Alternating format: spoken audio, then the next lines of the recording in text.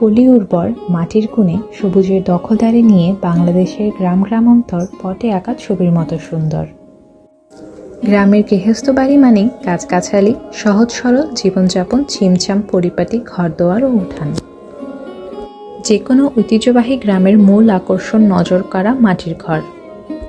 ঐতিহ্যের মৃত্তিকায় গড়া গ্রামীণ জীবনধারায় আড়ম্বরের আধিক্য না থাকলেও প্রশান্তি আছে সবকিছুতেই। আদিম যুগের মানুষ পাহাড়ের গুহা, গাছের ডাল আর মাটির গর্ত ছেড়েও ঘরবাড়ি বানাতে শিখেছিলেন কৃষিযুগের সূচনা থেকে।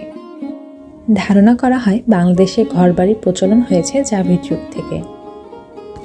নদীমাতৃক এই দেশে ভূতাত্ত্বিক গঠনে মূল ভূমিকা মাটির। প্রকৃতির সম্পদ এই দেশের মানুষ কাজে লাগিয়েছেন মাথা গোঁজার ঠাঁই তৈরিতেও। প্রাচীন বাংলায় যে নির্মাণ কৌশল সূচনা হয়েছিল মাটির ঘর তৈরিতে, তা এখনও বজায় আছে।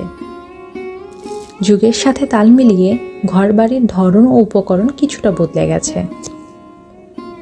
মাটির ঘর বানানোর মূল উপকরণ আঠালো এঁটেল মাটি। সেটা যথেষ্ট পরিমাণে আছে বলেই ঘরবাড়ি নির্মাণ, মেরামতি ও পরিচর্যায় ব্যবহৃত হয় প্রচুর পরিমাণে। বিভিন্ন ধরনের মাটি একসাথে করেও মাটির ঘর তৈরিতে ব্যবহার করা হয়। সহায়ক উপকরণ হিসাবে টিন, কাঠ ও বাঁশ লাগে মাটির ঘর বানাতে। গ্রামের মানুষ বানানো মাটির ঘরে ঠিকঠাক যত্ন নেন নিয়মিত। গৃহস্থ বাড়ির মেয়েদের প্রায় প্রতিদিনের বাঁধা কাজ কোথাও না কোথাও কাদা মাটি লেপালেপি। মাটির ঘরের পরিচর্যা তুলনামূলকভাবে সহজ। পুরনো ঘরের গা গত্তর লেপে দিলে আবার ফিরে আসে আগের শ্রী।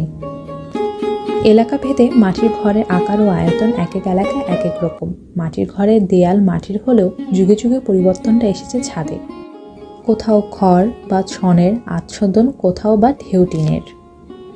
রঙের ব্যবহারও কম নয় ঘরের গায়ে। বিশেষ ধরনের লাল মাটি কিংবা বিভিন্ন রাসায়নিক যৌগের মিশ্রণ গুলিয়ে রাঙানো হয় মাটির ঘর। ঘরের দেয়াল বা ভিটের সৌন্দর্য বার্ধক্য রঙের ছোঁয়া পেলে মাটির ঘরও হয়ে ওঠে আরও বেশি দর্শনীয়। গরমে ঠান্ডা আর শীতের সময় তুলনামূলকভাবে উষ্ণ থাকে এই সব ঘর। গ্রাম বাংলার সৌন্দর্য সচেতন মানুষের শৈল্পিক এক সৃষ্টির পরিপাটি এই মাটির ঘর। বংশ পরম্পরায় বয়ে চলা বাংলাদেশের গ্রামীণ জীবন সাধারণ হয়েও অসাধারণ। ঐতিহ্যবাহী মাটির ঘরের অফুরন মায়া।